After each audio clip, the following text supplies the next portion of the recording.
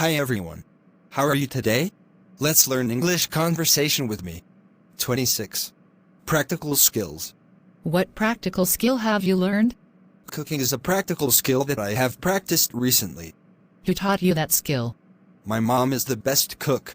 She taught me everything about how to make soup, salad, omelets, cake, etc. How did you learn it? She shows me how to buy food, prepare ingredients, and cook meals whenever she's in the kitchen. I learned how to boil, grill, steam, fry, braise, etc. day by day. Why did you learn it? I just want to be a good cook like my mom when I get married. I will prepare the best dishes for my husband and children. How long did it take for you to learn it? I learned it in 4 years. The skill seems to be strengthened when I live apart from my family for studying. How often do you use this skill? I cook every day. I also love homemade food. How has this skill helped you? It makes me more confident whenever I go on a picnic outside. I'm always responsible for the barbecue. Do people in your family know this skill, too?